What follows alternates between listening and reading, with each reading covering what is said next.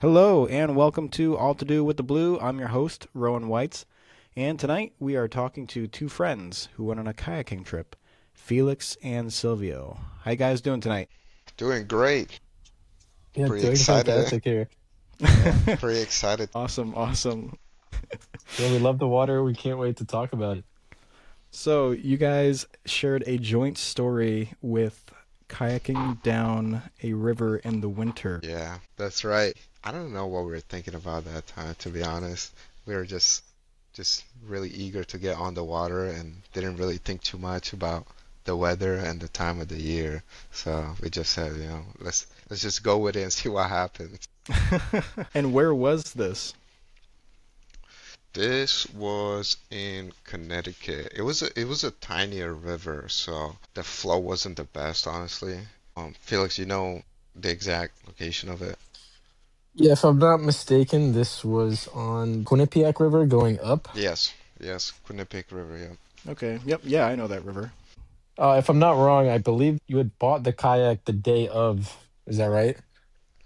I think that Oh, was no, this was a different time. yeah, Sorry. that the first time we went and got my kayak, the one I bought off of Facebook Marketplace. We went to a reservoir. That's when we tried, and that was a couple days after. That was like the first official trip that I went with my kayak. The first time was just to test it out on that reservoir. Technically, it was like the first real trip on that Quinnipiac River, yeah. So tell me, you guys were new to kayaking at this point. I was new to kayaking.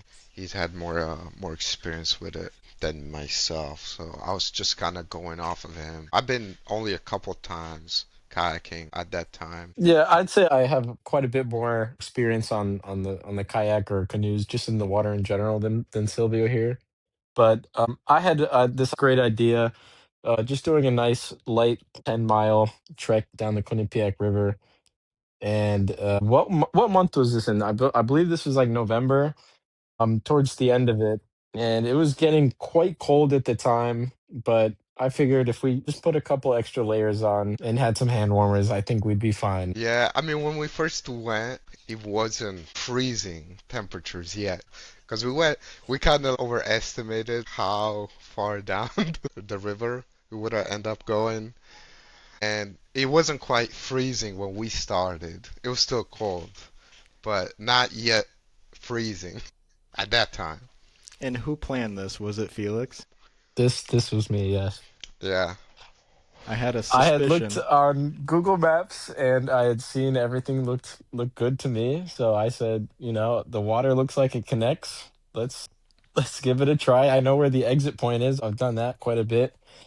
And on that side, there's only two or three logs you'd have to get in and out. So I didn't think it was too bad further up the stream, and how wrong I was. Yeah. So it was late fall. The water wasn't that cold yet, and it was Silvio's first time going to the Quinnipiac River. And Felix, you said that you'd been there a couple of times in different sections. Yeah, so there's this one section that leads off the highway that has a boat launch that's actually really nice for fishing. I've gone there quite a few times in the summer and got a couple bass, some sunfish, nothing crazy, but it's still a nice place to chill because every time that I've been there, I have not seen a single other paddler. So it's just a really nice, serene, tranquil place to go kayak. So I thought it'd be really nice in the winter to just go down the stream and enjoy it. And you roped Silvio into going with you. Yeah, and Silvio had just gotten his kayak, and I offered. I was like, "Hey, you want to do this? I got a good idea," and he willingly obliged and had no problem with it. Always down for an adventure, you know? For Well, I real. guess that's what you guys got, right? Yeah, I mean, no matter what, you can count me in. That's awesome. Let me ask you quick because I know that this was a big pre show talk. Tell me about the kayaks you were using. So we are fortunate enough to live in the big 2026, where regular kayaks are a thing of the past. These big, giant, one-piece plastic shells. They're nice, but the problem is that they're heavy, and you can't really get to certain locations with a giant kayak without either a trailer or some help bringing it in.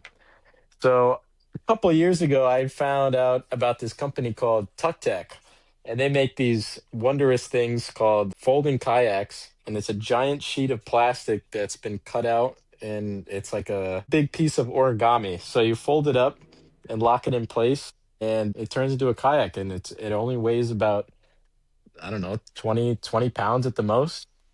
Yeah, And very versatile.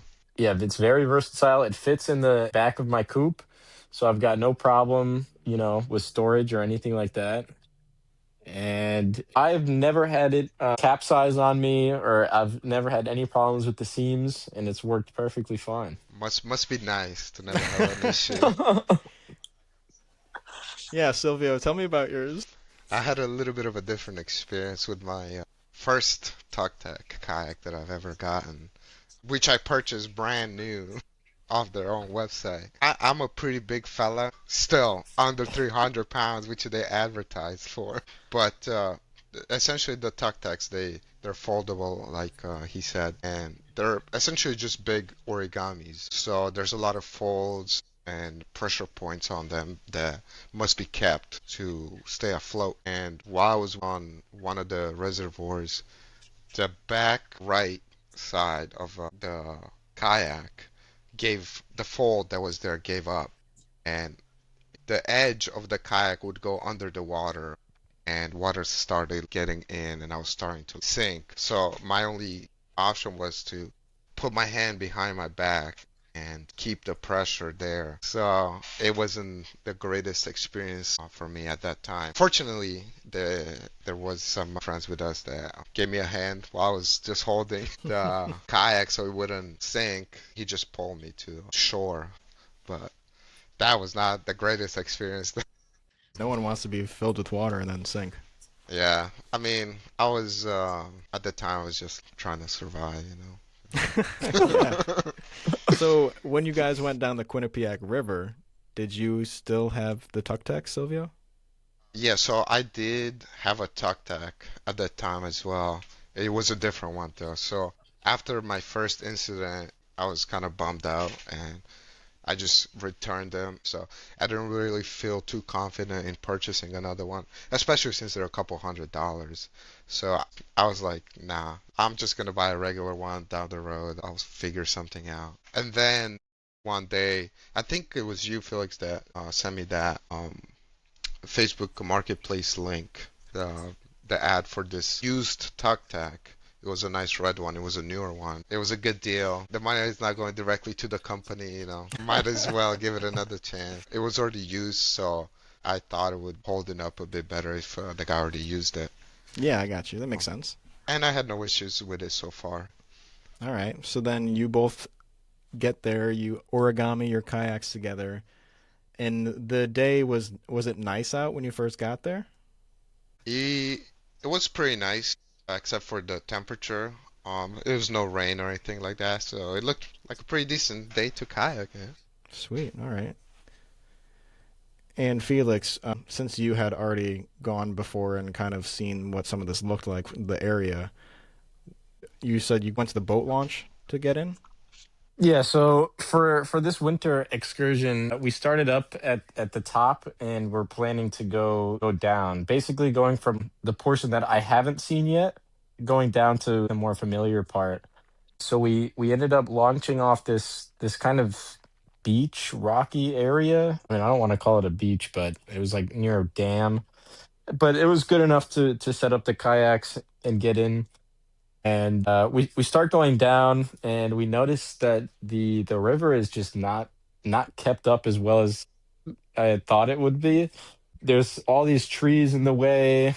There's no clear path even in the water to go straight and just kind of cruise. So we end up having to mount and dismount out of the kayaks, I think four Multiple or five times. times, Yeah. It was a either lot. on the shoreline or directly in the water, and then saddling these trees and then dragging the kayaks over, which you were only able to do because they're so light. Yeah. I'm not sure you'd be able to do that in another kayak. Great point.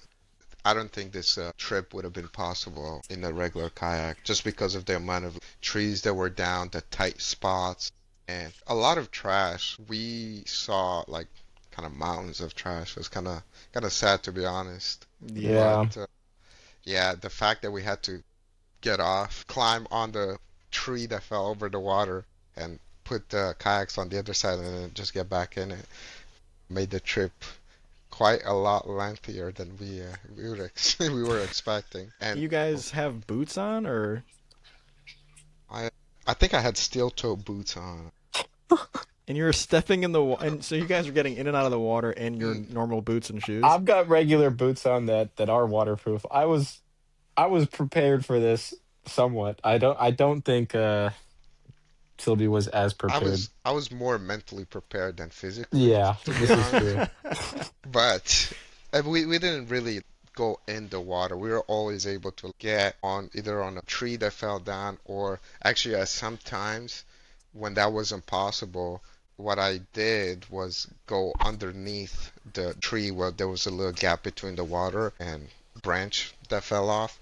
At that time, I had to lay down completely flat on the kayak and kind of push the kayak a little bit under the water and pull myself off the tree to get underneath it to keep going ahead. Now, Yeah. if you guys did for some reason end up falling in the water for or one of your boats sank, just something happened.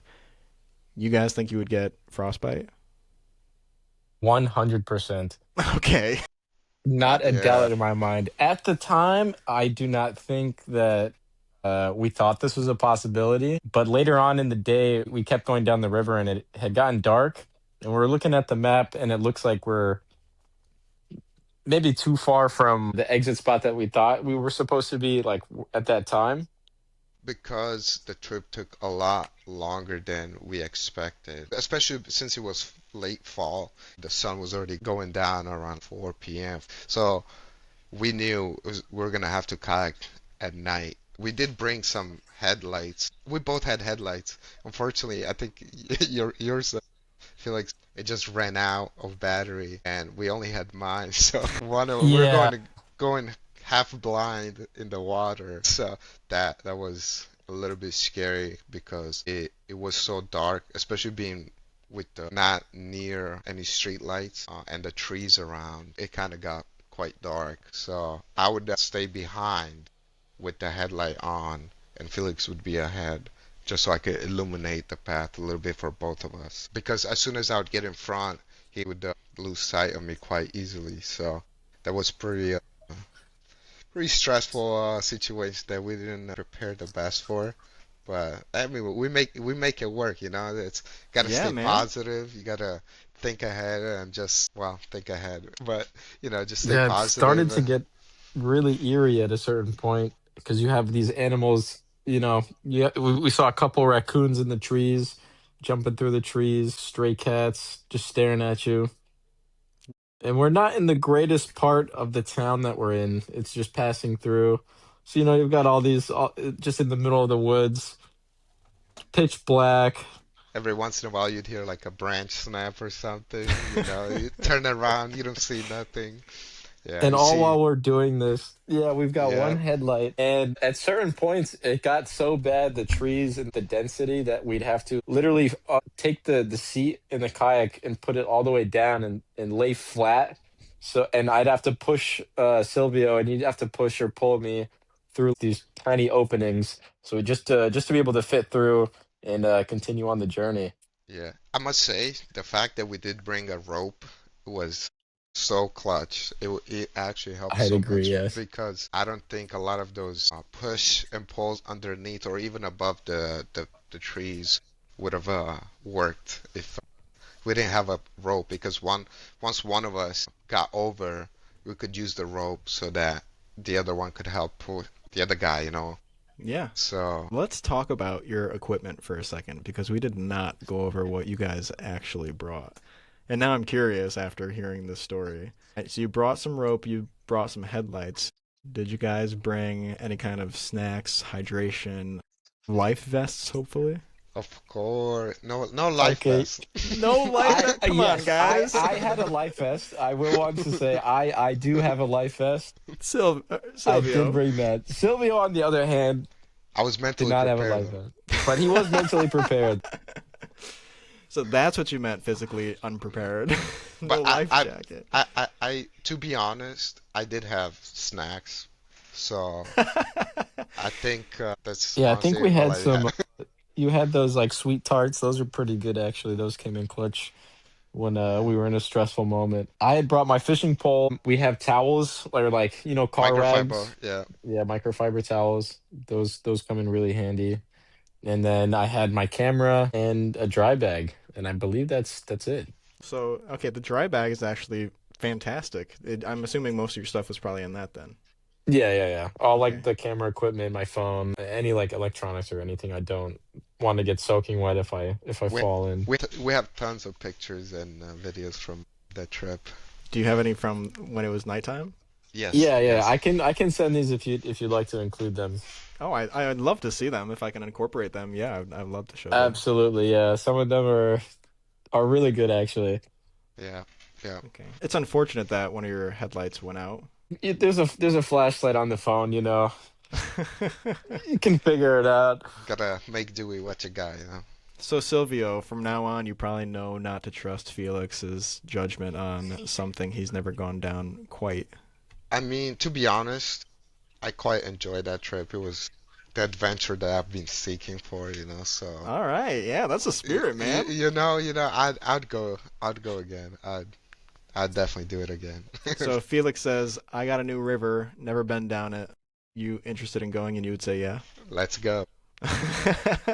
Nice. Well, good for you. I've got the Paddleways app, so we can go anywhere, anytime.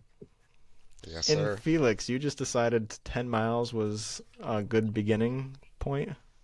Yeah, to be fair, I definitely overestimated Silvio's abilities and my abilities considering the weather. I feel like 10 miles is usually good because we had previously gone on a trip the year prior to this place called Digman's Ferry in Pennsylvania. And this is a much more relaxing, open, wide stream that is constantly kayaked by other people. So this is something everybody's done. It's very simple. It's very easy. There's no what is the word? Rapids. It's stage one. There's nothing complicated about it. Going to you know 30-degree winter kayaking, having to go in and out of trees and everything like that. I thought it would be a good step up, a good level two for Silvio here. Yeah. Also, I remember when we were deciding the starting point. I remember we were just like, let's just push the start line a little back further, and they're both just like, yeah, I think that makes sense. But we've At got the the time. at the time it made sense. And so the water in Quinnipiac compared to Pennsylvania, you said at Digman's Ferry. Digman's Ferry. Digman's Ferry was kind of smooth ride, kind of just easy flow. Was Quinnipiac more rapidy? There's definitely parts of the Quinnipiac with some sort of speed to it, but it's more challenging in the sense that there's a lot of structure around. So you have A to, lot of obstacles. yeah, there's a lot of obstacles, a lot of sticks sticking out of the water. There is one part that has like a bee's nest that's hanging over the water, so you kind of have to avoid that. That sounds fantastic. Yeah. Yeah, yeah, yeah, it's nice. You also gotta keep in mind the difference in temperature. The time we went on the Digman's Ferry, that was during summer, and it was actually the weather was perfect. It was nice. It was really a totally different experience. You could just relax and take in the environment. It was a beautiful experience at the same time. Yeah, it makes sense. I mean, if you're going to go down to one that's beautiful and peaceful and one that's, oh my God, we have one light, don't know where we are, and it's getting dark. Both experiences were amazing, and I wouldn't trade them for anything, but totally different. I would have, yeah, if I was in your boots when I went on that trip, I would have still enjoyed it. Now it's a great story. Yeah. Yeah, this is, I believe, like the definition of type one and type two fun. And Yeah, that for was sure. that was also not the only time we went kayaking at night on another trip. It was also pretty relaxing compared to the Quinnipiac one. We were in between a bunch of houses, really nice built houses, like these $1 million homes, both on left and right of the river. And the moon was up. It was really nice. That does Oh, sound nice. Was it in the summer too? Yeah, this was along the Housatonic. This was still in the fall, yeah, but the kayaks weren't freezing up when we left the kayaks. yeah. Yeah, man, you got to be careful sometimes on the Housatonic though, depending on where you go. Because I had a buddy once who I've tried to get him on the show, but he doesn't want to talk about it. He went down once. He bought a racer's kayak, one of the thin long kayaks, and he went down in the wintertime. I think it was December. Yeah, I think it was around Christmas. And he went down. He had just bought it, and he went with his family a day after it had poured. So the water was freezing cold. It was rapidy and high. And he went down in this thin kayak, fell out with his family. Ooh. They all fell out into the water on the side of the highway on the Housatonic. And he thought he was going to drown. He had a life vest on, got out, lost his paddle, ended up getting the kayak back. But he had actually thought that his family had died or drowned in Oh, this freezing cold water. He ended up running up and getting help. Oh well, So you got to be careful. Don't go in the Housatonic in the wintertime, guys. yeah, yeah. it's not for the faint of heart. I mean, you guys fell in the water at that time in the Quinnipiac. Was it deep enough that you would fully be submerged, or was the Yes, water? Yeah. Okay. Yeah, Okay. it certain was. parts of it would have been bad. Okay. Yeah. Yeah. So Silvio, you even if you had a life jacket, you'd still probably get frostbite and not be able to move that much. Um, yeah. I mean, I never even thought of the idea of me falling in because that's just I'm not gonna let that happen. I just like to think that way. But Hey man, well, I think you should bring a life jacket just in case. Well, the worst came to worst. I could have taken my life jacket off. I could have thrown it to him. I did have a first aid kit at the time, and yeah. we did know somebody that was working and was able to come by if anything was to happen, which it kind of did at the end. But What happened at the end? What happened at the end? you were there. Yeah, I'm trying to. What happened? Well, I guess at the end, we never actually completed the full 10-mile journey. Oh, the Quinnipiac. Yes, yes. I thought you Yeah, were still at talking about Quinnipiac, the just to wrap that up, I Housatonic. guess. Yeah, we never finished it. We had gotten to, I think, the 7-mile mark, Yeah. and the river had gotten so bad that we physically could not pass through it anymore. These trees were too dense. It was getting to the point where you would need either like a hatchet, a chainsaw, or something to continue on. Oh More And it wow. time. was getting to the point also where the temperature was dropping very rapidly, and we were getting a little bit concerned for our safety. So we ended up finding like a bank to leave from, because I believe at this point we almost hit a dead end and it was difficult to go back from where we came from. We did go down a couple different paths where we couldn't continue at all whatsoever, so we had to go back and find another path, and we did that a couple times before we finally found a full dead end that we couldn't cross. So what happened is I was just looking on Google Maps, trying to see where we are, where we could get off, and thank God it was at night, so the place that we ended up going through was closed and nobody was there. But it was a manufacturing plant of some sort, and they had a lot of machinery back there. It wasn't really the greatest spot to get off the kayaks because the edge of the river wasn't flat. It was actually about a 5 or 6 feet uphill. We literally had to get up, stand on the kayak, and then climb up. Using the rope, we were able to pull the kayaks all the way at the top. And once we did that, we just kept walking through the woods for like 5 minutes or whatnot. Jumped in the backyard of this manufacturing plant that was closed, and then we found ourselves trapped in by the gates. So we had to figure a way to get out with the kayaks and get on the street, and that was pretty fun. We managed to get out, and that's when we noticed that all the water that was on the kayaks, it wasn't even dripping off anymore, but it just froze on the sides of the kayak. Oh man, that's scary. Yeah, Yeah, while we were folding up the kayaks, like I've folded up this kayak, at least 15, 20 times at this point. And I'm folding it up, I'm like, hey, this is getting really difficult. Why can't I pull these strings, or why isn't it folding the way it's supposed to? And I look closer, I'm like, everything is frozen solid. I can't move anything. I've never seen anything like this. And I look at the temperature and it's right below 30. So we're getting to the point where I think if we had stayed in there a bit longer, that would have been, you know, Dangerous. yeah, something like that. Something like that.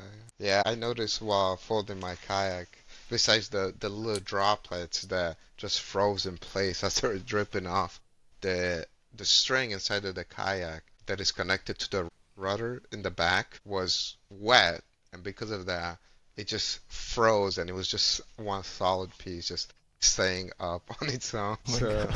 that's when I was like, oh, it's actually freezing. Yeah, I better get out of here. Yeah, I think the adrenaline of us trying to get out of the manufacturing plant and everything, didn't really realize what was going on. Yeah. And how do you guys feel about your swimming ability? Uh, I'm I'm quite pretty good at, confident. yeah. Yeah. Yeah. That's another reason I wasn't too worried about not wearing a life vest because I know how to swim. I could, swim and float if anything.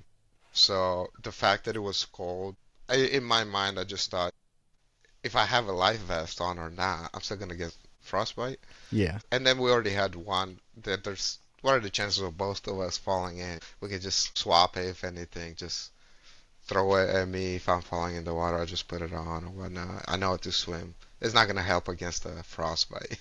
Yeah. So, Well, the danger with falling in the cold isn't the frostbite in itself, it's the hypothermia. Because once you yeah. enter cold water, you only have so much time until your body goes into hypothermia and you won't be able to move at all. Mm, So you could still yeah. drown. Whereas even if you had the life vest on, at least you might be able to stay above water. But unless you were to get out fast enough and get warm, Makes Yeah, the sense. shock if you go under is pretty dangerous as yeah, well. yeah. So that's the only main reason I say you should definitely bring a life jacket next time you go in the winter, Silvio. I mean, how much do they go for? Like, are they expensive? I'll give you one. How about that? I'll ship you one to your house. No, it's okay. If it means you could be safe, I'll ship you one. But safe doesn't always mean fun. I'm a adrenaline junkie. I like the adventure. So Silvio, speaking of swimming, I learned how to swim when I was a kid. I learned how to swim when I was actually pretty young. It's just the way I learned. It's a bit different than I believe most people here in the US learn. Back then, I was living in Romania, and my mom was the one that was in charge of teaching me how to swim at the time. And we used to go every summer to this place where it's just four or five big communal pools where, you just pay to get in and just enjoy your time there. And every pool had a different depth. And the deepest one was roughly 6 feet. I was pretty short.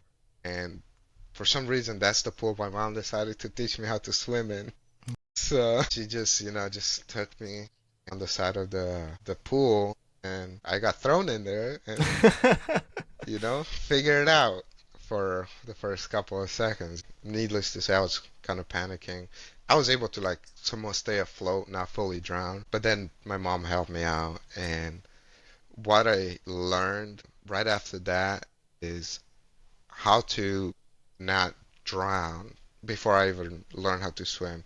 So what I was taught was that if I can't swim, but if I knew the depth of the pool, the water body that I'm in is not too deep, that what I could always do is just go underwater, touch the ground, and push myself up and get a breath of air and do that a couple of times as I'm trying to move and get closer to the shore. So I ended up doing that for a couple of days.